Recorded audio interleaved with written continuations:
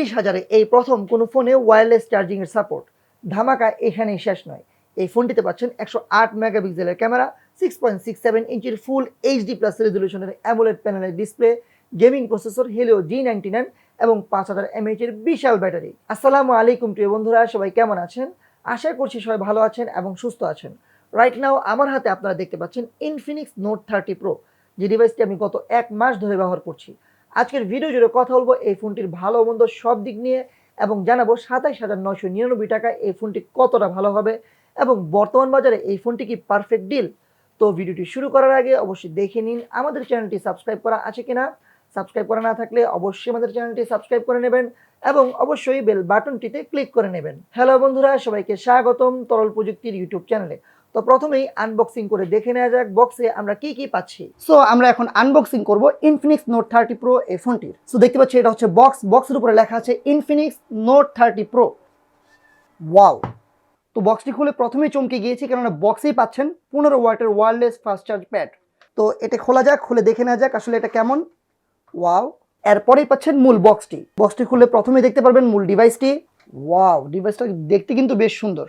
বক্সে আরও পাচ্ছেন একটি স্ক্রিন প্রোটেক্টর, 1 বছরের একটি ওয়ারেন্টি পেপার, বেশ শক্তপোক্ত একটি ট্রান্সপারেন্ট ব্যাক কভার, একটি 68 ওয়াটের ফাস্ট চার্জার, একটি টাইপ সি চার্জিং কেবল এবং একটি সিম ইজেক্টর পিন। তো আনবক্সিং তো হয়ে গেল। প্রথমেই কথা বলবো এই ফোনটির ব্যাটারি ব্যাকআপ এবং চার্জিং নিয়ে।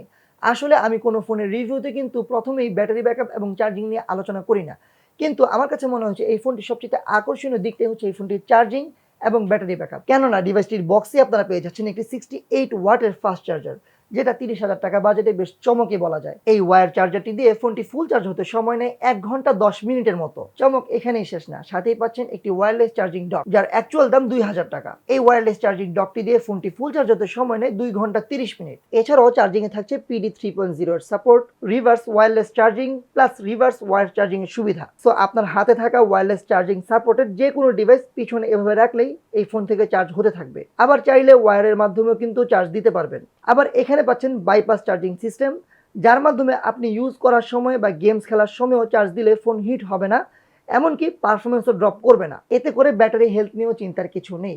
30,000 টাকা বাজেটে এই ফোনটিতে কিন্তু পাচ্ছেন অ্যাডভান্স চার্জিং টেকনোলজি সিস্টেম, যার মাধ্যমে আপনি কিন্তু এই ফোনটিকে চার্জার অর্থাৎ পাওয়ার ব্যাংক হিসেবে ব্যবহার করতে পারবেন। আর ব্যাটারি ব্যাকআপ নিয়ে বললে এই ফোনটি দিয়ে 7 থেকে 8 ঘন্টার মতো স্ক্রিন অন টাইম পেয়েছি রেগুলার ইউজে, যেটা একদিনের বেশি ইউজেবল। সো বলা যায় 27,000 টাকা বাজেটের একটি ফোনে একদিকে তো বিশাল ব্যাটারি থাকছে, আবার থাকছে অ্যাডভান্স চার্জিং টেকনোলজি। কথা বলবো ফোনটির প্রসেসর, পারফরমেন্স এবং গেমিং নিয়ে। ডিভাইসটিতে পাচ্ছেন মিডিয়াটেকের হেলিও G99 এর প্রসেসর, যে প্রসেসরটি এ বাজেটের মাঝে দেশের অফিসিয়াল বাজারে বেশ ভালো একটা ডিল। ফোনটি দেশের বাজারে পাবেন 8256GB ভার্সনে, যার দাম হচ্ছে 27,999 টাকা।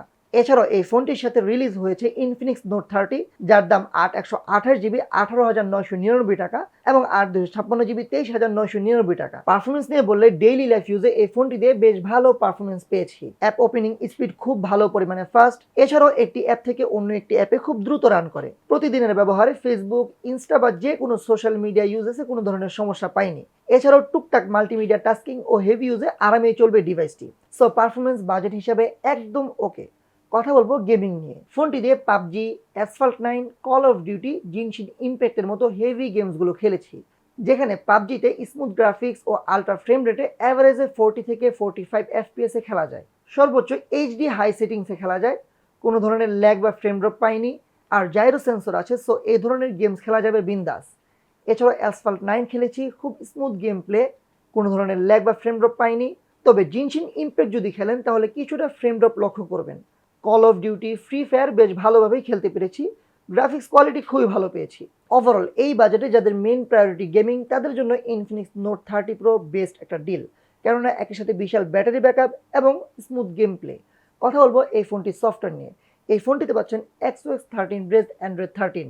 আমার কাছে পার্সোনালি মনে হয়েছে ইনফিনিক্সের সফটওয়্যারের দিকে আরেকটু লক্ষ্য করা উচিত। এই ওএসটা একটু ভারী, অনেক ব্লটওয়ার আছে, যদিও কোনো অ্যাড পাইনি। তবে এই প্রি ইনস্টল অ্যাপগুলো না থাকলে আরেকটু হালকা হতো ইউআইটা। তবে নর্মাল ইউজারদের জন্য এই ইউআইটা বেশ একটা সমস্যার মনে হয়নি।